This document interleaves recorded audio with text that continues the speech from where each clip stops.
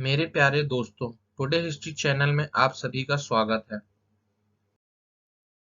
आज ही के दिन विश्व एवं भारत के इतिहास में क्या-क्या घटनाएं घटित हुई थी और किन-किन महान लोकप्रिय व्यक्तियों ने आज ही के दिन जन्म लिया था, उनके बारे में जानेंगे। तो चलिए शुरुआत करते हैं 4 सितंबर से जुड़ी घटनाओं के बारे में। आज ही के दिन लॉस एंजलिस की स्थापना 4 सितंबर साल 1781 में स्पेनिश गवर्नर फेलिप दे नेवे द्वारा की गई थी। स्पेन से आजाद होने के बाद यह शहर 1821 में मैक्सिको का हिस्सा बना एवं 1848 में मैक्सिकन अमेरिकी युद्ध के समाप्त होने के बाद अमेरिका एवं मैक्सिको के बीच एक संधि के तहत अमेरिका द्वारा खरीद लिया गया। बात यहाँ स्पेन की हुई है तो स्पेन के बारे में जान लेते हैं। यूरोप के दक्षिण पश्चिम में इबेरियन प्रायद्वीप पर स्थित है। इसके दक्षिण और पूर्व में भूमध्य सागर स्थित है। उत्तर में फ्रांस, अंडोरा और बिस्के की खाड़ी जिसे गल्फ ऑफ बिस्के भी कहते हैं और पश्चिम में अटलांटिक महासागर और पुर्तगाल स्थित है। स्पेन की राजधानी मद्रिद है एवं यहाँ की मुद्रा यूरो है। महात्मा गांधी ने आज ही के दिन 4 सितंबर साल 1888 में इंग्लैंड के लिए समुद्री यात्रा शुरू की थी। बात यहाँ महात्मा गांधी की हो रही है तो महात्मा गांधी के बारे में जान लेते हैं। इनका जन्म 2 अक्टूबर 1869 को पोरबंदर गुजरात में हुआ था एवं इनकी मृत्यु 30 जनवरी 1948 को नई दिल्ली में हुई थी। मोहनदास करमचंद गांधी, जिन्हें महात्मा गांधी के नाम से भी जाना जाता है, भारतीय स्वतंत्रता आंदोलन के एक प्रमुख राजनीतिक नेता थे। प्रतिवर्ष 2 अक्टूबर को भारत में गांधी जयंती के रूप में और पूरे विश्व में अंतर्राष्ट्रीय अहिंसा दिवस के रूप में मनाया जाता है। गुरु गुरु रविन्द्रनाथ टैगोर ने महात्मा की उपाधि प्रदान की थी एवं सुभाष चंद्र बोस ने गांधी जी को राष्ट्रपिता कहकर संबोधित किया था। आज ही के दिन महाराष्ट्र में 6.5 तीव्रता वाले भूकंप की चपेट में कोयना बांध में 200 से ज्यादा लोगों की मौत हुई थी। कोयना बांध कोयना नदी पर स्थित है। बात यहाँ भूकंप की हुई है दोस्तों, तो भूकंप के बारे में जान लेते हैं। भूकंप या भूचाल पृथ्वी की सतह के हिलने को कहते हैं। यह पृथ्वी के स्थल मंडल लिथोस्फीयर में ऊर्जा के अचानक मुक्त हो जाने के कारण उत्पन्न होने वाली भूकंपीय तरंगों की वजह से होता है। भूकंप का मापन भूकंपी यंत्र से किया जाता है जिसे सिस्मोग्राफ कहते हैं। आज ही के दिन 73 सालों के बाद समुद्र में 4 सितंबर साल 1985 को डूबे जहाज टाइटैनिक की तस्वीरें सामने आई थी। टाइटैनिक दुर्घटना में इस जहाज पर सवार लगभग 1,500 लोग मारे गए थे। टाइटैनिक दुनिया का सबसे बड़ा वाष्प आधारित यात्री जहाज था। वह इंग्लैंड से अपनी प्रथम यात्रा 10 अप्रैल 1912 को रवाना हुआ था। 4 दिन की यात्रा के बाद 14 अप्रैल 1912 को वह एक हिमशिला से टकराकर डूब गया था। टाइटैनिक जहाज के कप्तान का नाम एडवर्ड स्मिथ था। सिंगरेनी कोयलरीज कंपनी लिमिटेड को वर्ष 2009 में आज ही के दिन मिनी रत्न कंपनी की स्वायत्तता दी गई थी। एससीसीएल की स्थापना 23 दिसंबर 1920 को तेलंगाना कोथागुडेम में हुई थी। सिंगरेनी कोयलरीज लिमिटेड कंपनी भारत में एक सरकारी स्वामित्व वाली कोयला खनन कंपनी है। सार्वजनिक क्षेत्र के उपक्रमों में से एक कंपनी संयुक्त रूप से तेलंगाना सरकार और केंद्र सरकार के स्वामित्व में है। वर्तमान में भारत में 10 महारत्न कंपनियां, 14 नवरत्न कंपनियां और 73 मिनीरत्न कंपनियां मौजूद हैं। मायावती सरकार ने आज ही के दिन 4 सितंबर वर्ष 2008 में उत्तर प्रदेश संगठित अपराध विरोधी कानून यूपी कोका विधेयक 2007 को तत्काल प्रभाव से वापस करने का निर्णय लिया था। बात यहाँ मायावती की हो रही है तो मायावती के बारे में जान लेते हैं। मायावती का जन्म 15 जनवरी 1956 को नई दिल्ली में हुआ था। एक भारतीय राजनीतिज्ञ हैं और 4 बार उत्तर प्रदेश की मुख्यमंत्री रह चुकी हैं। वे बहुजन समाज पार्टी बसपा की राष्ट्रीय अध्यक्ष हैं, जो भारतीय समाज के सबसे कमजोर वर्गों, बहुजनों, अनुसूचित जातियों, अनुसूचित जनजातियों, अन्य पिछड़ा वर्ग, पांथिक अल्पसंख्यकों के जीवन में सुधार के लिए सामाजिक परिवर्तन का एक मंच पर केंद्रित है। आज ही के दिन 4 सितंबर 2008 को केंद्रीय कैबिनेट ने 7 राज्यों के निर्वाचन क्षेत्रों के पुनः निर्धारण के संबंध में परिसीमन आयोग की सिफारिशों में सुधार के प्रस्ताव को मंजूरी दी थी। बात यहाँ परिसीमन आयोग की हो रही है दोस्तों, तो इसके बारे में जान लेते हैं।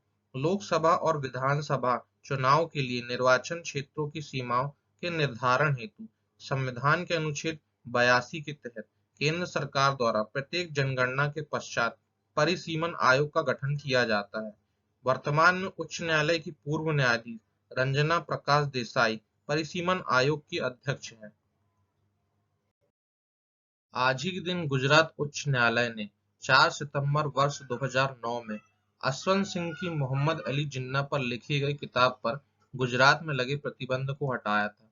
बात यहाँ मोहम्मद अली जिन्ना की हो रही है दोस्तों, तो इनके बारे में जान लेते हैं।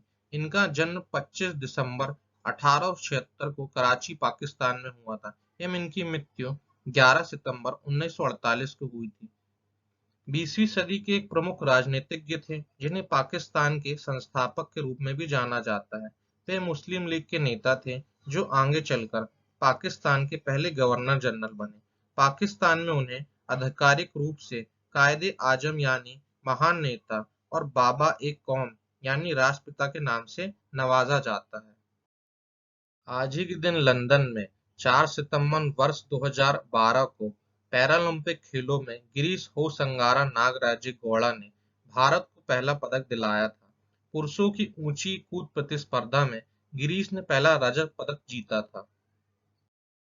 दादा भाई नौरोजी का जन्म आज ही के दिन 4 सितंबर वर्ष 1885 में मुंबई में हुआ था एवं इनकी मृत्यु 30 जून 1917 को हुई थी।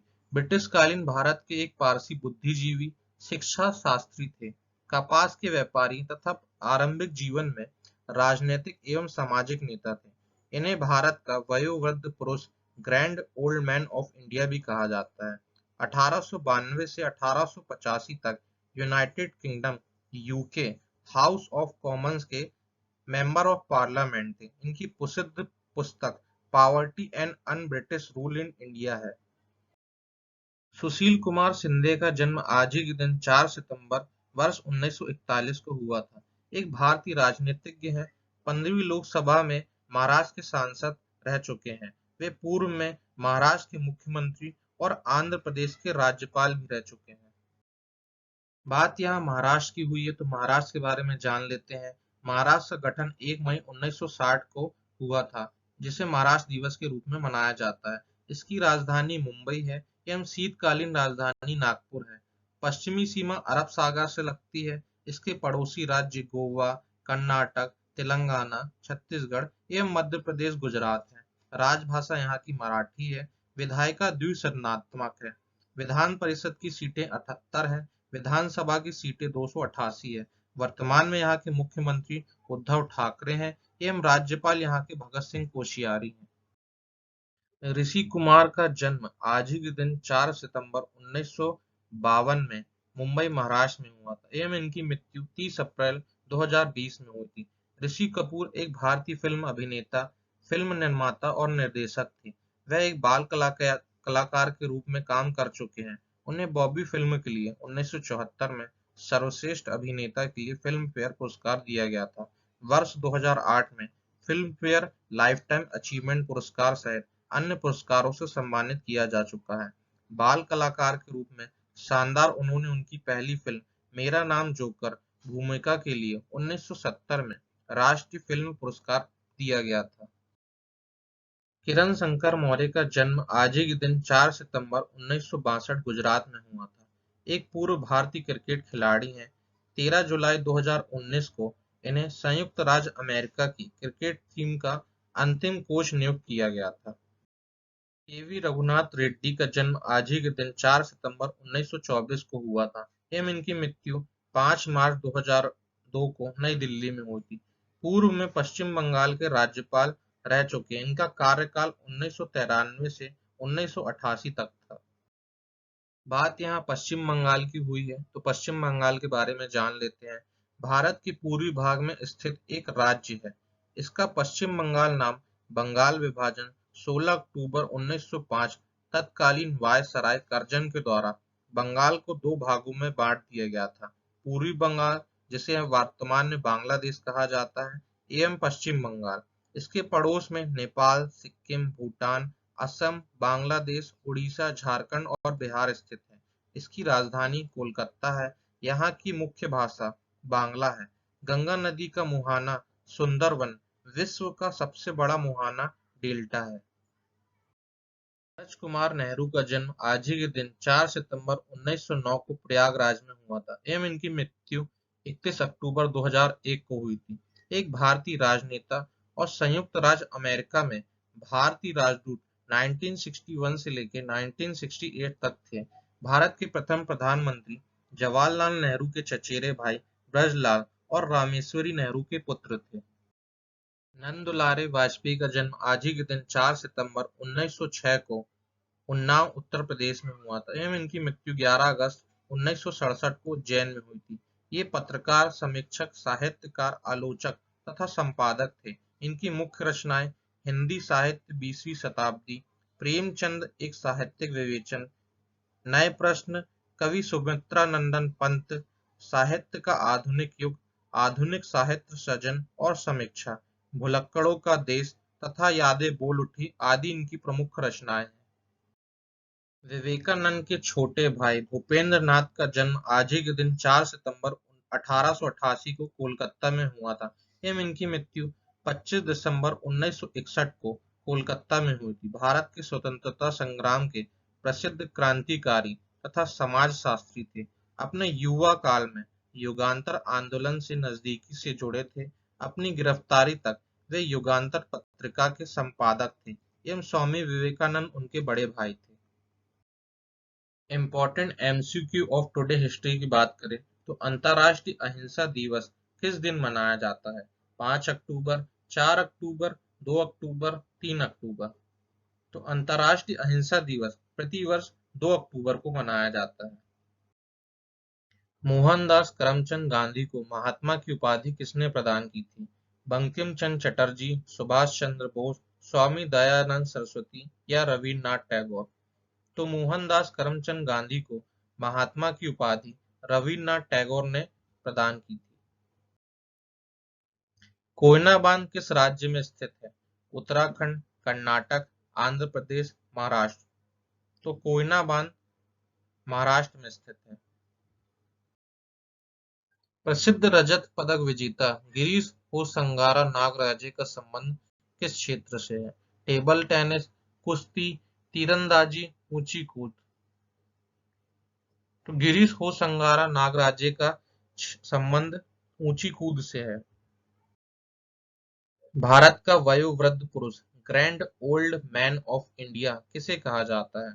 महात्मा गांधी को, सरदार वल्लभ भाई पटेल को, दादा भाई नौरोजी को या लाला लाजपत राय को। तो grand old man of India दादा भाई नौरोजी को कहा जाता है। सुशील कुमार शिंदे किस राज्य के पूर्व मुख्यमंत्री थे? आंध्र प्रदेश, कर्नाटक, महाराष्ट्र, तमिलनाडु। तो सुशील कुमार शिंदे महाराष्ट्र के पूर्व मुख्यमंत्री थे। भुलक्कड़ों का देश किसकी रचना है? सुमित्रानंदन पंत, मुंशी प्रेमचंद, नंदुलारे वाजपेयी या केशव दास। तो भुलक्कड़ों का देश नंदुलारे वाजपेयी की रचना है। मायावती किस राज्य की पूर्व मुख्यमंत्री थी? बिहार, झारखंड, उत्तर प्रदेश या उत्तराखंड। तो मायावती उत्तर प्रदेश की पूर्व मुख्यमंत्री थी। मैं उम्मीद करता हूं आप सभी को वीडियो पसंद आया होगा। वीडियो को लाइक, शेयर एवं चैनल को सब्सक्राइब करना ना भूलें दोस्तों।